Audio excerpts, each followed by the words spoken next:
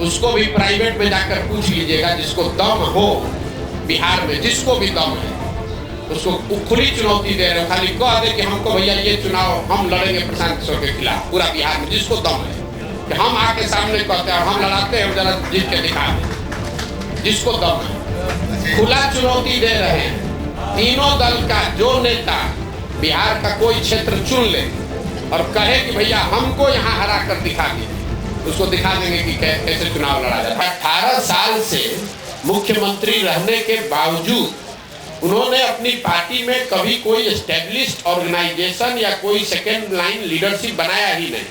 किसी को लाते हैं, उससे काम निकाला, मान लीजिए 14 में हम पर उन्होंने दाव लगाया, हमको लेकर आए, घोषणा कर दिया कि यही हमारे उत्तराधिकारी हैं, यही आगे रहेंगे। 14 में चुनाव जीत गए, उसके बाद सोचते अच्छा प्रशांत किशोर कहीं बड़ा ना हो जाए तो इसको हटा के अब दूसरे को बढ़ाओ। का मलाल है सर आपको? बिल्कुल मलाल नहीं, आप हमको नहीं जानते हैं। हम जीवन में वो लोग नहीं हैं जो किसी निर्णय पर मलाल करें। 2025 का चुनाव होने दीजिए, उसके बाद आप हमको खोजिएगा मिलने के लिए कि प्रभाव क्या पड़ा नहीं पड़ा। हमारा जो ट्रैक रिकॉर्ड है, लोग हमको जब चुनाव का परिणाम आता है तब खोजते हैं कि कौन है। जब तक चुनाव का परिणाम नहीं आता है तो सब आदमी यही कहता है कौन है प्रशांत किशोर, ये तो बिजनेसमैन है, ये तो एनजीओ चलाता है, ये तो लैपटॉप चलाता है। और जब परिणाम आता है तो कहता अच्छा यही है प्रशांत किशोर। तो यही बिहार में भी होगा 25 में। एक सवाल जिसको भी आपको लगता है ना कि जो बहुत बड़ा राजनीति का समझ है, उसको भी प्राइवेट में जाकर पूछ लीजिएगा, जिसको दम हो बिहार में, जिसको भी दम है उसको खुली चुनौती दे रहे हो। खाली कह दे कि हमको भैया ये चुनाव हम लड़ेंगे प्रशांत किशोर के खिलाफ, पूरा बिहार में जिसको दम है कि हम आके सामने कहते हैं हम लड़ाते हैं, जरा जीत के दिखा दें, जिसको दम है। खुला चुनौती दे रहे हैं तीनों दल का जो नेता बिहार का कोई क्षेत्र चुन ले और कहे कि भैया हमको यहाँ हरा कर दिखा दीजिए, उसको दिखा देंगे कि कैसे चुनाव लड़ा जाए। हमको किसी से सर्टिफिकेट की जरूरत नहीं है, हम यहाँ चुनाव लड़ने नहीं आए हैं, हम बिहार में अपना जीवन खपा रहे हैं इस राज्य को सुधारने के लिए। सुधरे न सुधरे वो समय बताएगा। चुनाव को लेकर हमको बिहार के टुटपुंजिया नेताओं से सर्टिफिकेट नहीं चाहिए। ये बिहार में जो लोग नेतागिरी करते हैं, इनके जो आका हैं उनकी जब गाड़ी फंसती है तो हमसे सलाह लेने आते हैं। अब उनको हम बताएं कि चुनाव कैसे लड़ा। नीतीश कुमार के राजनीतिक जीवन का ये अंतिम दौर चल रहा है, राजनीतिक पारी का ये अंतिम दौर चल रहा है। नीतीश कुमार को खुद नहीं मालूम है कि वो कहाँ हैं और कहाँ रहेंगे। इतना मैं जरूर कह सकता हूँ कि लोकसभा से पहले अब उनके पास कोई विकल्प नहीं है, उनको चुनाव तो महागठबंधन में ही लड़ना पड़ेगा। इसलिए नहीं कि वो पलटी मारना नहीं चाहते हैं, इसलिए कि अगर पलटी मारेंगे भी तो कोई लेने वाला भी तो होना चाहिए। अब आज के तारीख में उनको कोई लेने वाला भी नहीं बचा है।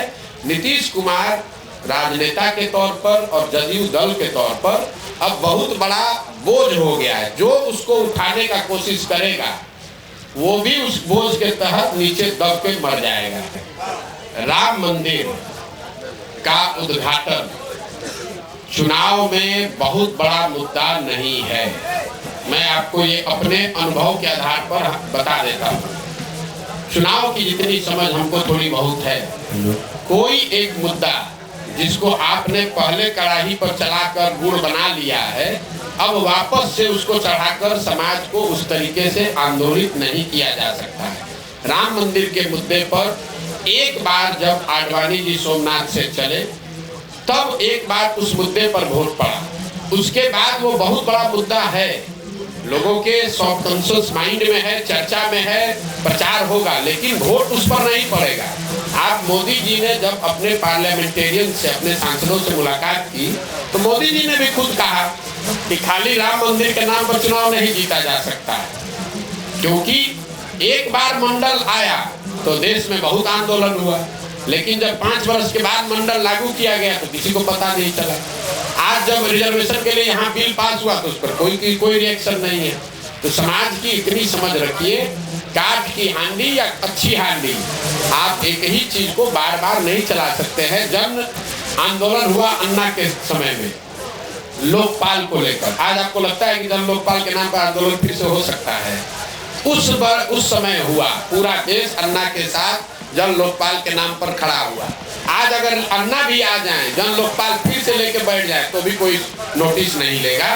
तो राम मंदिर का उद्घाटन बहुत बड़ी घटना है, उसकी चर्चा होगी, बीजेपी उसका प्रचार प्रसार भी करेगी, उसका लाभ लेने का कोशिश भी करेगी, लेकिन वोट उस पर बहुत ज्यादा प्रभावित उसकी वजह से नहीं होगा। दूसरी वजह से लोग वोट भले दे दे, वो अलग बात है। राम मंदिर का निर्माण एक घटना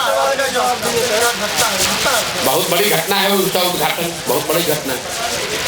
राम मंदिर का निर्माण नहीं, बात घुमाते बहुत है। राम मंदिर का उद्घाटन एक बड़ी घटना है, लेकिन उस घटना का वोट पर सीधा प्रभाव नहीं पड़ेगा। आप जाकर यहाँ पूछ लीजिए जो भाजपा को वोट दे रहा है कि वोट आप इसलिए दे रहे हैं कि 22 तारीख को उद्घाटन है, कि वोट आप इसलिए दे रहे हैं कि मोदी जी नेता हैं। तो ज्यादातर लोग कहेंगे कि हम वोट मोदी के वजह से दे रहे हैं। ये नहीं कहेगा कि 22 तारीख को उद्घाटन है इसलिए हम कम्युनिस्ट पार्टी के वोटर थे, क्योंकि 22 को उद्घाटन है तब भाजपा को देने लगेंगे। ऐसा लोग नहीं मिलेगा।